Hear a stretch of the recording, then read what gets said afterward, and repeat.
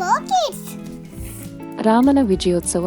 ಅಯೋಧ್ಯೆಯ ಪ್ರಾಚೀನ ಭೂಮಿಯಲ್ಲಿ 10 ತಲೆಯ ರಾಕ್ಷಸ ರಾಜ ರಾವಣನ ರೂಪದಲ್ಲಿ ಒಂದು ದೊಡ್ಡ ದುಷ್ಟವು ಹುಟ್ಟಿಕೊಂಡಿತು. ಅವನ ದುರಾಶೆ ಮತ್ತು ಕ್ರೌರ್ಯಕ್ಕೆ ಯಾವುದೇ ಮಿತಿಯಿಲ್ಲ ಮತ್ತು ಅವನು ಜಗತ್ತನ್ನು ವಶಪಡಿಸಿಕೊಳ್ಳಲು ಪ್ರಯತ್ನಿಸಿದನು.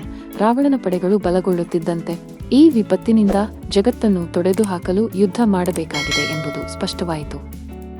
ಭಗವಾನ್ ರಾಮನು ತನ್ನ ನಿಷ್ಠಾವಂತ ಸಹೋದರ ಲಕ್ಷ್ಮಣ ಮತ್ತು ಭಕ್ತನಾದ ವಾನರ ದೇವರಾದ ಹನುಮಂತನೊಂದಿಗೆ ಅಂತಿಮ ಮುಖಾಮುಖಿಗೆ ಸಿದ್ಧನಾದನು.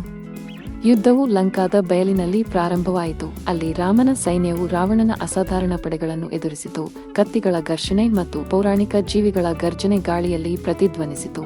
ಆಕಾಶವು ಬಾಣಗಳಿಂದ ತುಂಬಿತ್ತು ಮತ್ತು ಪರಾಕ್ರಮಶಾಲಿಗಳ ಪಾದಗಳಿಂದ ನೆಲವು ನಡುಗಿತು.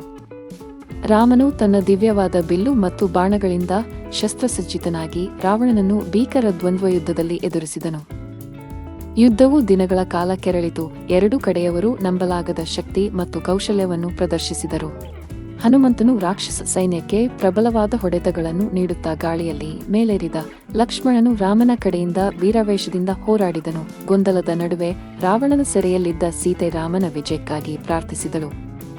ಅವಳ ಅಚಲವಾದ ನಂಬಿಕೆಯು ಯುದ್ಧಭೂಮಿಗೆ ದೈವಿಕ ಶಕ್ತಿಯನ್ನು ಸೇರಿಸಿತು.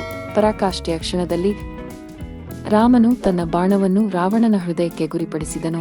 10 ತಲೆಗಳನ್ನು ಭೇದಿಸಿ ಭಯೋತ್ಪಾದನೆಯ ಆಳ್ವಿಕೆಯನ್ನು ಕೊನೆಗೊಳಿಸಿದನು. ಒಳ್ಳೆಯ ಶಕ್ತಿಗಳು ವಿಜಯಶಾಲಿಯಾಗಿ ಹೊರಹೊಮ್ಮಿದವು ಮತ್ತು ಜಗತ್ತು ಕತ್ತಲೆಯ ಹಿಡಿತದಿಂದ ಮುಕ್ತವಾಯಿತು.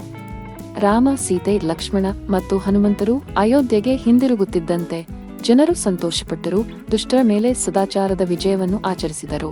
ಕಥೆಯ ನೀತಿ: ರಾವಣನ ವಿರುದ್ಧದ ಯುದ್ಧವು ನಮಗೆ ಧೈರ್ಯದ ಪ್ರಾಮುಖ್ಯತೆ, ತಂಡದ ಕೆಲಸ ಮತ್ತು ಕೆಟ್ಟದ್ದರ ಮೇಲೆ ಒಳ್ಳೆಯದ ವಿಜಯದ ಬಗ್ಗೆ ಕಲಿಸುತ್ತದೆ. ಇದು ಏಕತೆಯಿಂದ ಬರುವ ಶಕ್ತಿ ಮತ್ತು ಸದಾಚಾರದ ಶಕ್ತಿಯನ್ನು ಎತ್ತಿ ತೋರಿಸುತ್ತದೆ.